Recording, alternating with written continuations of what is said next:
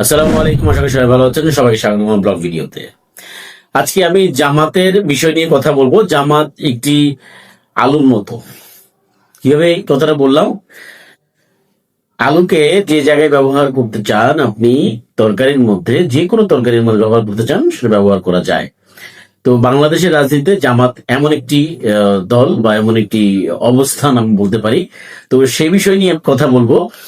আর পাশাপাশি আরেকটা মজার বিষয় যেটা হচ্ছে যে জামাতের আমির তিনি ক্ষমা প্রার্থনা করেছে এবং সেটার পূর্ব পর কি হয়েছে বা কি হবে সেটা নিয়ে বিস্তারিত আলোচনা করব।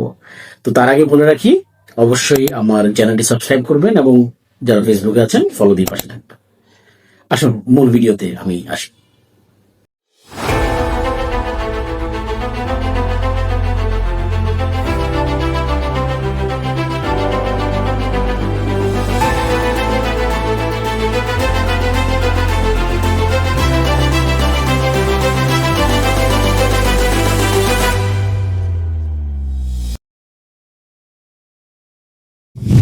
সবচেয়ে হট টপিক সেটা হলো জামাতের আমির ক্ষমা চেয়েছে কিভাবে 1947 সাল থেকে 2025 সালে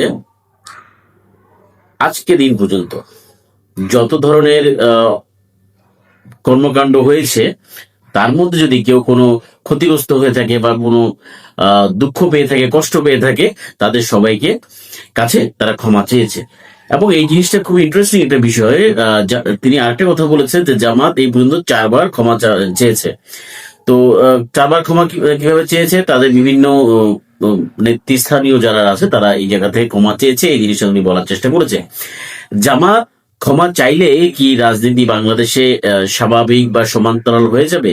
যে রাজাকারের রাজনীতি বা যুদ্ধে আপনাদের ভূমিকা কি ছিল, এই যে রাজনীতি, এই রাজনীতি কি শেষ হয়ে যাবে? না, বরঞ্চ যেটা হবে, এই ক্ষমাটা চাওয়ার পরে বিশিষ্ট বিজ্ঞজনেরা কিভাবে বলবে যে ক্ষমাটা এভাবে কেন চাওয়া হলো না, ক্ষমাটা ওভাবে কেন চাওয়া হলো না, এবং ক্ষমাটা যদি এভাবে চাইতো, কেউ হয়তো বলবে ক্ষমাটা লিখে দিলেন না কেন, প্রেস নোট দিলেন না কেন। এই ধরনের বিষয় কিন্তু বলতে থাকবে। এবং এটাই তো মজা রাজনীতির। আমি প্রথমে একটা কথা বলেছি না, যে আলু, যে প্রত্যেকটা তরকারি তেই আলু যায়, এবং এটাকেই রাজনীতির সবচেয়ে বড় মশালা বলেন, আলু বলেন, যেটাই করেন এটাকে দেওয়া যায়। জামাত এমন একটা শব্দ বাংলাদেশে, আপনি চাইলে এটাকে দিয়ে আপনি যাকে ঘায়ল করতে পারবেন। যেমন বিএনপির সাথে যখন জামাত ছিল, বিএনপি ঘায়ল হওয়ার সবচেয়ে বড় জায়গা ছিল জামাত। এবং আওয়ামী লীগের সাথে যখন জামাত ছিল, তখন যদিও শব্দগুলো এমন ভাবে আসেনি যে কেন আওয়ামী লীগ, তখন তখন আসলে বিষয়টা মিডিয়া সেন্টার গুলো এমন ভাবে ছিল যে মানুষ ভাবে কাজ করেনি। কারণ এখন যখন বিএনপির সাথে ছিল তখন কিন্তু মিডিয়া বা সোশ্যাল মিডিয়া অনেক বেশি অ্যাক্টিভ ছিল, সেজন্য মানুষ অনেক কিছু জানতে পারছে। এটা একটা বিষয় কাজ করছে। বাট যেটা হবে যে ওই যে মেসেজ গুলো থাকবে যে আমি এইভাবে বললে খুশি হতাম, ওভাবে বললে খুশি হতাম, এবং জামাত যেভাবেই মাপ চাক না কেন, এটা কখনোই স্টপ হবে না। জামাতকে 71-এর সাথে জড়িয়ে এটাকে নিয়ে রাজনীতি করার সুযোগ হবে। কারণ জামাতের দুজন মন্ত্রী ছিল বিএনপি আমলে, তো তারা কিন্তু সততার সাথেই একদম তাদের মন্ত্রণালয় চালিয়েছে। আমি কিন্তু এখানে জামাতের পক্ষ নিয়ে কথা বলতে আসিনি, আমি ইন্টারেস্টিং ফ্যাক্ট গুলো বোঝানোর চেষ্টা করছি বাংলাদেশের রাজনীতিতে। দেখেন, তখন কিন্তু কোনো দুর্নীতি পাইনি। তো জামাতকে দুর্নীতি, চাঁদাবাজি, ধর্ষণ এগুলোতে আপনি পাবেন না। যখন আপনি পাবেন না, তাহলে রাজনীতি আপনার অস্ত্রটা কি? জামাতকে আপনি রাজনীতির কোন অস্ত্রটা দিয়ে ব্যবহার করবেন, সেটা হচ্ছে একটা মুখ্য বিষয়। তো সেই মুখ্য বিষয়টা হচ্ছে যে ফ্যাক্ট বাংলাদেশের রাজনীতিতে। আপনি সাংবাদিক বলেন, বুদ্ধিজীবী বলেন, যেই জীবী বলেন না কেন, বা রাজনীতিজীবী যেটাই বলেন না কেন, এইদেরকে জামাত নিয়ে কথা বলতে খুব মজা তারা পায়। এবং এটাই হচ্ছে যে সবচেয়ে আনন্দ দেয়। এটা হলে রাজনীতির একটা চরম উদ্রাও পাওয়া যায়। এবং আমাদের পার্শ্ববর্তী দেশ, যে প্রতিবেশী দেশ আছে, তারাও তাদেরকে নিয়ে বাংলাদেশের রাজনীতিগুলোকে সাজায় এবং তাদেরকে দিয়েই ন্যারেটিভ ক্রিয়েট করার চেষ্টা করে। তো তাদেরকে আপনি ফাঁসাবেন কি দিয়ে, বা তাদেরকে আপনি আসলে বলবেন কি দিয়ে? তাদেরকে বলার একটা জায়গা তো থাকতে হবে। সেই একটাই জায়গা 71, তাছাড়া তাদের আর কোনো জায়গা নেই। সেজন্য এই রাজনীতিটা টিকে থাকবে। এবং জামাত বাংলাদেশের রাজনীতিতে অবধারিত এটা বিএনপির সাথে হয়তো অবধারিত থাকবে, নয় আওয়ামী লীগের সাথে তারা অবধারিত থাকবে। এবং এইটা হচ্ছে বাস্তবতা বাংলাদেশের রাজনীতির জন্য।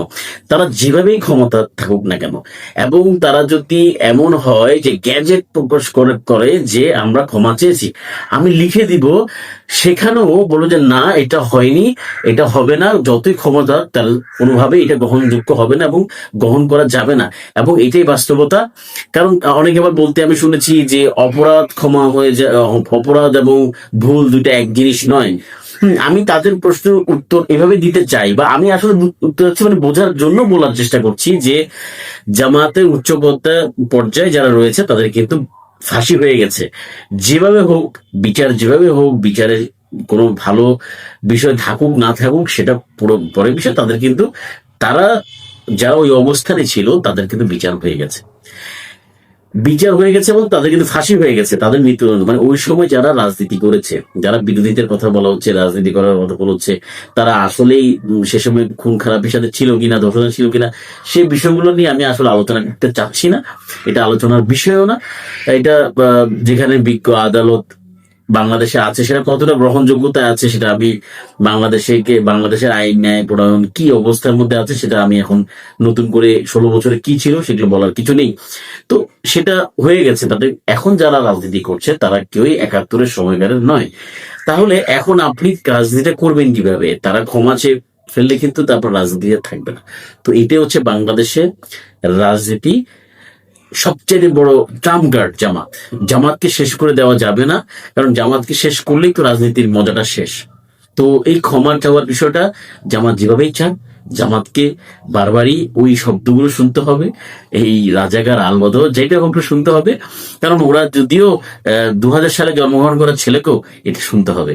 তো সেই জায়গায় আমি মনে করি এই ক্ষমা চাওয়াটার মাধ্যমে জামাত যে শুদ্ধিকরণ হবে, বা আমাদের যে সো কল্ড যেই সমাজ ব্যবস্থা, আমাদের যে সো কল্ড যে বুদ্ধিজীবী সমাজজীবী যারা রয়েছে, তাদের মধ্যে এই কোনো কিছু চেঞ্জ আসবে কিনা, জামাতের মধ্যে কোনো চেঞ্জ আসবে কিনা, জামাতের রাজনীতি যেভাবেই রাজনীতি করুক, কারণ জামাতকে আটকানোর জন্য একটা শব্দই আছে, 71। তাছাড়া আর কোনো শব্দ আমি বাংলাদেশের রাজনীতিতে দেখি না। তো সেক্ষেত্রে জামাত যতভাবেই চেষ্টা করুক, তাদের কাছে শুদ্ধ কখনোই হবে না। জনগণের কাছে তারা কতটুকু যেতে পারে, জনগণ তাকে একসেপ্ট করে কিনা, সেটা ভোটের মাধ্যমে হবে, সেটা পরে দেখা যাবে। কিন্তু সত্যিকার অর্থে জামাত, আমার যে ট্যাগলাইন সেটা হচ্ছে জামাত যেভাবেই ক্ষমতা বা ক্ষমা, দুঃখিত, ক্ষমতা নয় ক্ষমা, যেভাবেই চাক সেটা কোনো ফয়সালা বাংলাদেশে কেউ মেনে নিবে না। এবং বাংলাদেশে কেউ না, মানে বাংলাদেশের কিছু মুষ্টিমেয় যারা মিডিয়া ফ্রেমে খুব বেশি আসে, তাদের এই প্রশ্নগুলো থাকবে। বাংলাদেশের রাজনীতিবিদরা এই প্রশ্নগুলো করবে, কিছু সমাজবিদ, বুদ্ধিজীবী, এই ধরনের কিছু লোক এগুলো বলতেই থাকবে। সো এগুলোকে নিয়ে কোনো স্পেশালিটি আমি মনে করি না।